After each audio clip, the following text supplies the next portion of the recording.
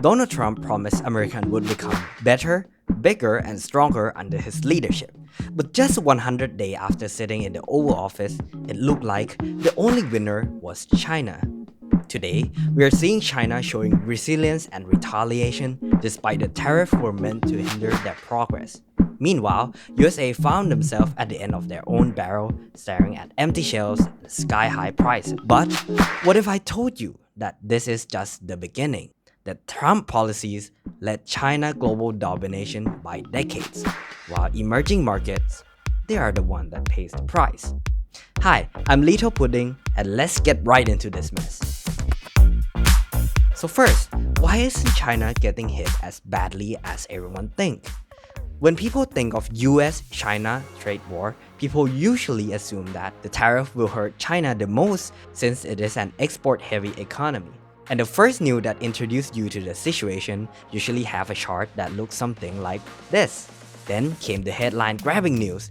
Trump raised Chinese price up by 145%, 245%, and for weeks, this has become the focus point of the whole subject. News anchor flooded media with story of China versus Trump, since tariffs on other countries were paused, and yes, in a way, it is bad for China.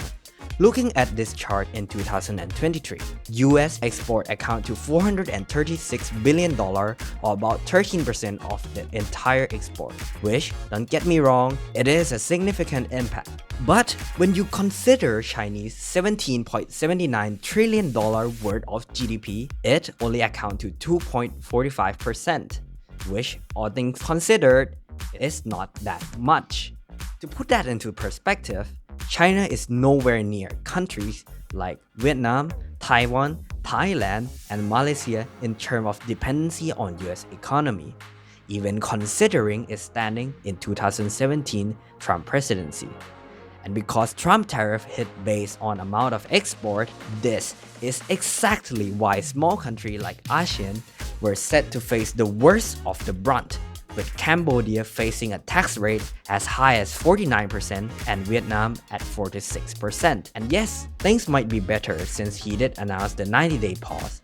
But seeing that Xi Jinping signed 45 new China-Vietnam agreement earlier this month, I doubt it would make him want to go easier on them.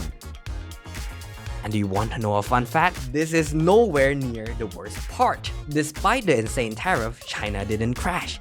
They pivoted. Tariffs that's supposed to keep Chinese product from USA have caused a major oversupply in China, which drives Chinese enterprise to flood small countries, causing local SME to face unprecedented level of competition through e-commerce platform. For example, my country. Federation of Thai Industry show a poll that 70% of entrepreneurs felt that their market share was stolen by Chinese product, with only 3.3% found themselves able to compete with their price. Not to mention the sheer amount of capital and resource these companies have to obliterate the local competition. In Southeast Asian online frontier, Chinese platforms are second largest player in the market, charging substantial service fee without proper government intervention. Offline stores are definitely not safe either. If you walk down the street of Thailand 3 years ago, you will see some Chinese product around. But today, Chinese shops are everywhere. Cosmetics, ice cream, food, toys, you name it. And these companies don't use our ingredient either. Everything is imported from China, and when they get profit, the money goes right back to their home. And this is exactly why we see strong growth in e-commerce sector, but not at all in the economy. And what can these emerging markets even do?